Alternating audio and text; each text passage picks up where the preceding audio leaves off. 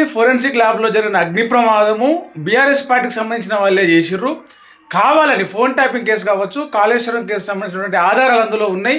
వాటిని ధ్వంసం చేయడానికి, ఆ కేసుల నుంచి, ఆ స్కామ్ల నుంచి తప్పించుకోవడానికి బీఆర్ఎస్ వాళ్ళే, బీఆర్ఎస్ పార్టీ నాయకులే ఫోరెన్సిక్ ల్యాబ్లో అగ్ని ప్రమాదానికి కారణం అంటూ కాంగ్రెస్ ఎమ్మెల్సీ అద్దంకి దయాకర్ మాట్లాడిండు. ఒకసారి ఆయన మాటలు వినండి.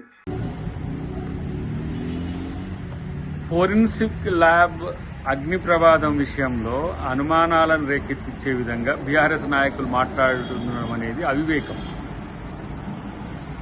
అది జరిగిన ప్రమాదం అని చెప్పి అక్కడ వాళ్ళు చెబుతున్నా కూడా అది రేవంత్ రెడ్డి గారికి అంటగట్టడానికి కేటీఆర్ చేస్తున్న ప్రయత్నం చూస్తే నిజంగా ఇంత దిగజారి రాజకీయాలు చేసే పరిస్థితి.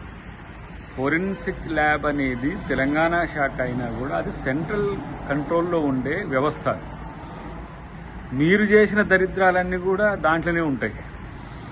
మీరు చేసిన వెనకడికి చేసిన అవినీతి అక్రమాలకు సంబంధించినవి కానీ, లేకపోతే ఎలాంటి డ్రగ్స్కి కానీ, లేకపోతే ఏవైతే కొన్ని ఉంటాయో వాటిని మొత్తం కూడా దాంట్లోనే పదిలపరుస్తారు. మరి మీరు ఏమైనా మీకు బీజేపీతో ఉన్న సాన్నిధ్యంతో దాన్ని అగ్ని ప్రమాదం చేసిరా? గతంలో మాదిరిగా ఏదైతే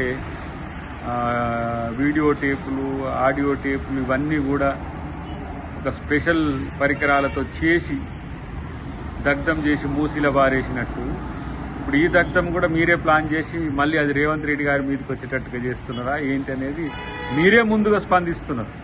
అంటే ఏంటి, దాని వెనుక మీకు ముందే సమాచారం ఉండి ఉందా, లేకపోతే మీరే దానికి సంబంధించిన ఎవరైనా వారితో చేయించి ప్రయత్నాలు చేస్తుందా అనేది అనుమానం వస్తున్న పరిస్థితి. కాబట్టి ఇప్పటికైనా ఇలాంటి ఏమంటాం పనికిరాని స్టేట్మెంట్స్ను మీరు ఇవ్వడం వల్ల వచ్చేది ఏం లేదు. రెండవది, ఈరోజు ప్రభుత్వ ఆధీనంలో ఉండే ఆఫీసుల్లో ఎంత భద్రత ఉంటుందో మీకు అంతా కూడా తెలుసు. తెలియంది కాదు.